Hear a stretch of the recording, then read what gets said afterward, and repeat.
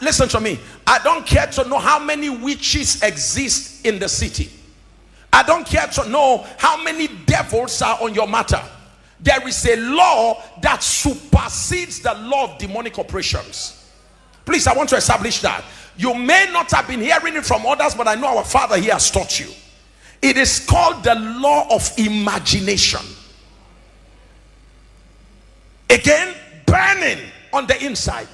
And the law of imagination says, now nothing shall be restrained from them which they have. If it burns inside them, it cannot be stopped from manifesting outside.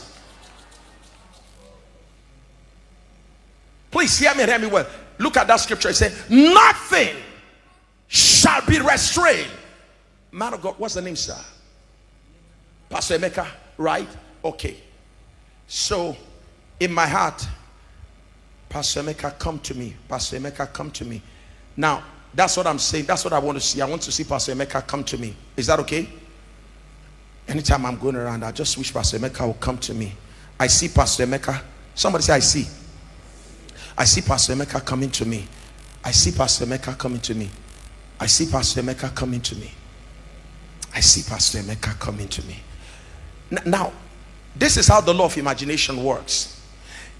The law of imagination says, nothing, not on the earth, not mid-air, not in the heavens. The Lord established a law. It said, nothing shall be restrained from me.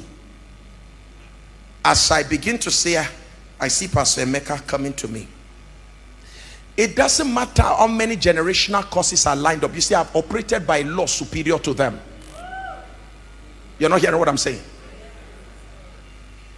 Don't forget that it is in this Nigeria that they said, oh, you know, you can't build bridges over certain waters because Mami water is inside. Julius Berger came, did not ask Mami water question. Julius Berger just sat down, called their architect, designed a bridge across this water. They designed the bridge. That was what they saw in their mind. They say, enter the water. And Mami water plus her shrine, they built a bridge overhead. If she's not careful, they laid pillar on that shrine. Because there is a law the supernatural realm respects. It's called the law of what, ma? Imagination. That if it can burn inside you, it will burn everything outside you.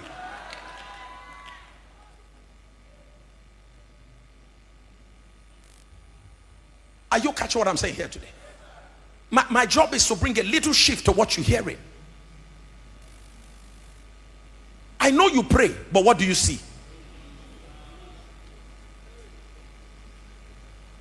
What do you see? Jeremiah, he said, what seest thou? He said, I see Emeka coming to me. And listen to what God said, sir. And God said, he said, you have well seen, because what you are seeing is what I'm seeing too. What you are seeing for yourself just lines up with what I am seeing for you. Theologians have an argument. They said that at the time when he said, I see an almond tree, they said at that time almonds were not growing. What is that teaching us? What that presupposes was that the man was seeing what was not in existence. Are you catching what I'm saying here?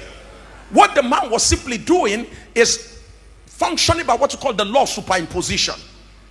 He is seeing what he wants to see. He is not seeing what he's seeing. You didn't hear what I just said right now. He refused to see what he's seeing. What he's doing is seeing what he wants to see. So God saw darkness, but decided to say what he wants to see. And what he wanted to see was what, sir? So what did he say? Let there be what I am seeing inside. What is burning inside me must find its way out.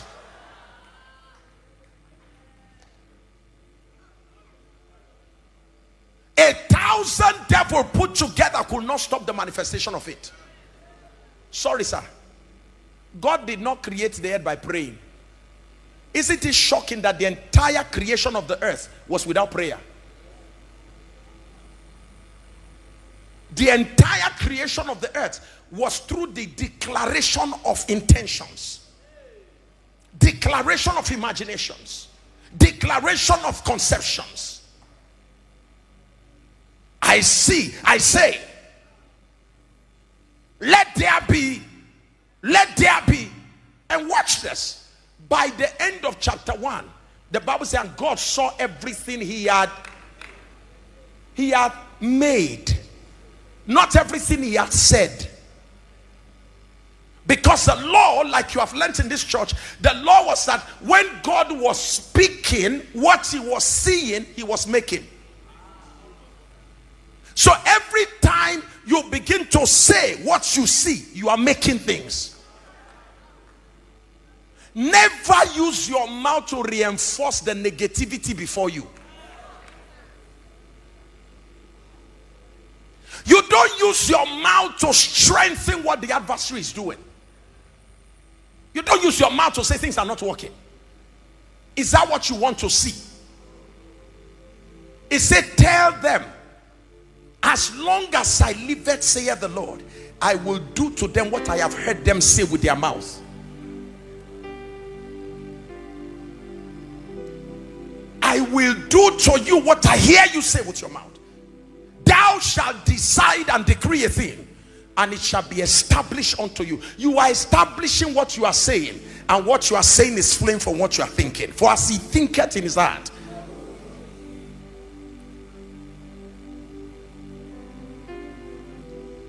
What do you see? I see a Mecca coming. And he said, watch this. Nothing shall restrain a Mecca from coming, which I have imagined.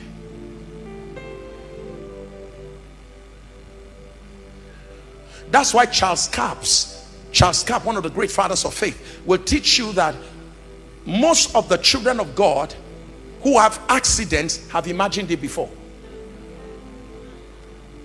You didn't hear what I just said? Losing your job, when you lost it, you had imagined it before. Marriage not working, you had imagined it before.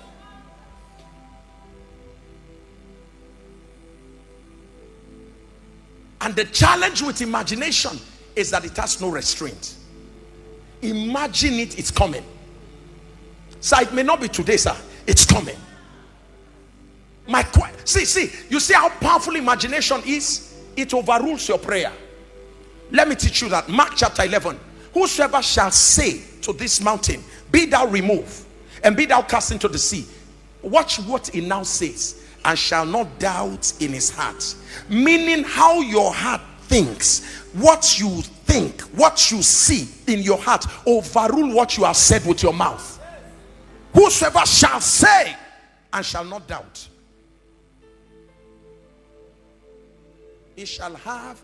Meaning what strengthens the manifestation of your utterances is the state of your mind. I'm showing you why you've prayed, you've not seen results. Thank you so much, sir. Thank you.